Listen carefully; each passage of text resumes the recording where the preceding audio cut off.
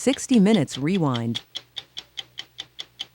Even though she was considered by many to be England's greatest living actress, as recently as 5 years ago, most Americans had never heard of Judi Dench.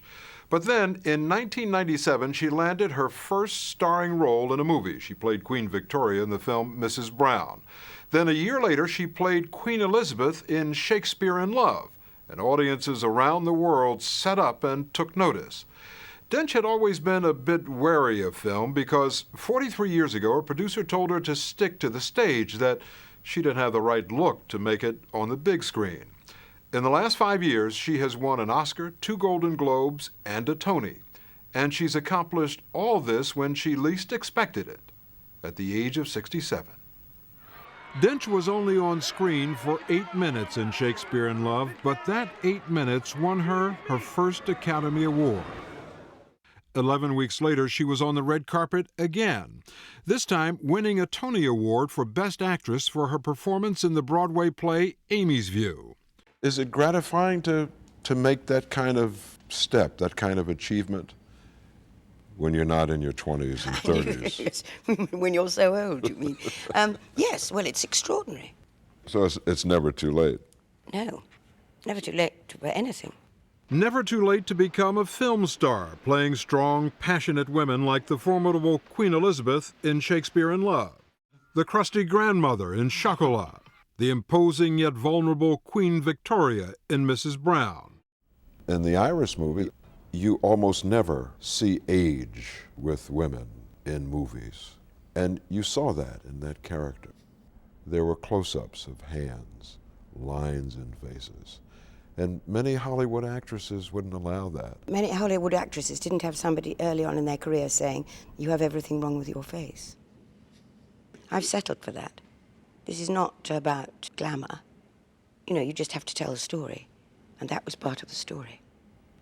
How do you see yourself? I don't look. I mean, your image of yourself. I don't think of myself. But that wasn't me playing Iris. That I'm nothing like that. I'm nothing like that. I'm a tall, willowy blonde. Indeterminate years. In the eyes of the British public, Dame Judi Dench is the reigning queen of the West End, London's theatre district. That's where we caught up with her, performing as usual to packed houses in the play The Royal Family about the Barrymores. It's such a beautiful theatre. And despite the success in movies, she's still most comfortable on the stage in front of an audience. I can make that audience believe that I am not like I am as a normal person. Not 5 feet 2. Not 5 feet 1 3/4. Thank you very much. Please get it right, your facts. But I can fool people. But on film, tricky. It's amazing when you look at it. It really is a make-believe world out here. Yes, it is. And you have to make people believe in it. From here, it's all ours. And from there, it's all yours. But we have to kind of woo you over to understand what this extraordinary place is like. That wooing begins every night while Dench is putting on her makeup in her dressing room. Half an hour before curtain time, Dench has an assistant turn up the speakers so she can hear the audience as they take their seats. She says this gives her a feel for the audience, so when she walks out on stage, she's already prepared to seduce them. Spare me! They've done you the service of coming to the theatre and buying the ticket. What you have to do is to give them something and bait them. Once, we'd all had a party, and it was a matinee the next day, and we were all feeling very hungover. And in the first scene, I saw a lady sitting in a blue coat in about the second row, and I said, looking a bit kind of like that. So I said to the company something like the interval, I know what we'll do. Let's just do it for that woman. We'll do it for her, the whole play. And then there'll be a kind of purpose, and we'll feel a bit better. And she left at the interval. So at the intermission, she left? Obviously couldn't take it, could she? And we went downhill steadily from then on. Dench's career has been anything but downhill. She made her first appearance on stage at 9 in local theater with her brother and father, a doctor and amateur actor. She went on to join the Royal Shakespeare Company, where she played many classical roles, including Ophelia and Juliet, and performed opposite many of the leading men of the British theatre. Those were heady, freewheeling days in the 60s, and Dench, then in her early 30s, was caught up in the scene, as she says, horsing around with other people. Horsing around with other people. So when you were young, you were a wild thing, eh? Yes, I was quite wild. I was in love all the time. But then nothing's changed.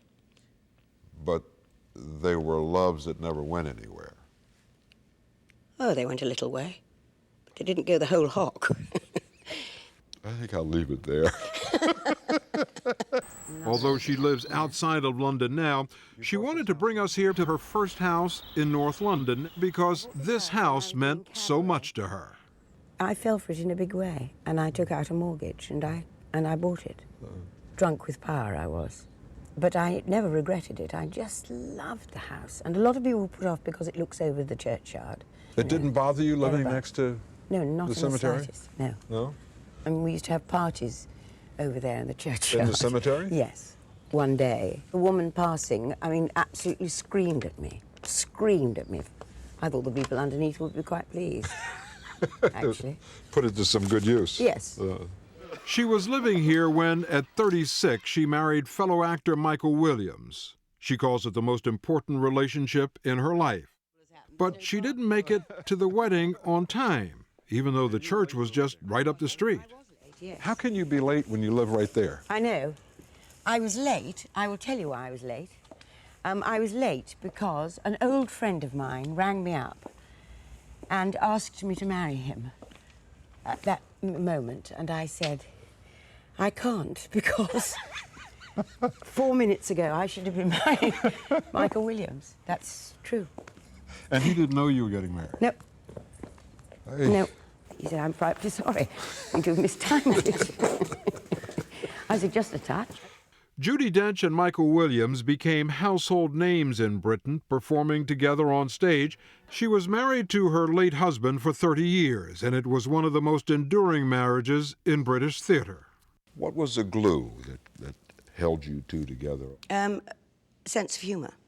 If I wasn't married to him, he'd have been my best friend. He had a great sense of humour. And he was also very, very level. He said he was a Cancerian, and I'm a Sagittarian.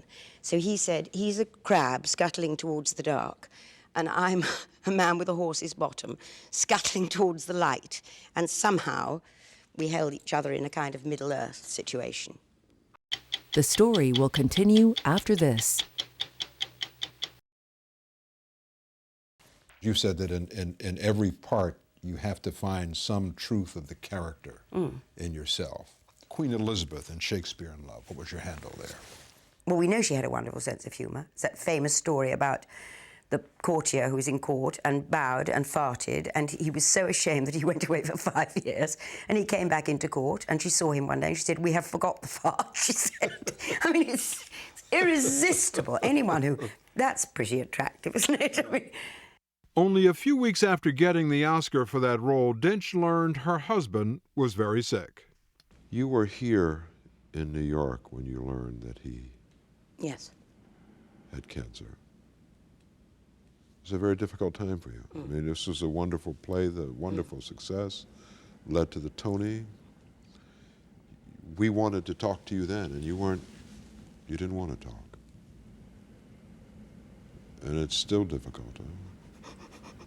Williams died last year, and since then, Dench has taken solace in her work. You reveal the character often without the use of words, with just a look, the face, the eyes, sometimes without saying a word. It's not what you say, it's what goes on between the lines. It's the thoughts. And on film, what is so wonderful is that if you get the thoughts in the right order and up front there, the camera will pick up on them. But there's a side of Dame Judi that might seem surprising, given that she's had such a successful career on stage and television, and now in film. And that's her chronic insecurity. Despite her almost 44 years of uninterrupted work, she's still afraid she may never get another job. You still think that there may not be a next one? Yes. Perhaps I need that kind of terrible fear to be pushed right to the edge in order to fall off. Who knows? After an Oscar and a Tony and... Well, that doesn't make any difference, does it? Oh, sure it does. No, it doesn't. It does if you're 20s and 30s and perhaps early 40s, but after that it becomes more difficult to cast you. What is it like aging for you as an actress? Hell. What's it like for anybody aging? Awful. There's nothing good to be said at all about getting old. Well, it's better than the alternative. I suppose so. That's a very good way of looking at it.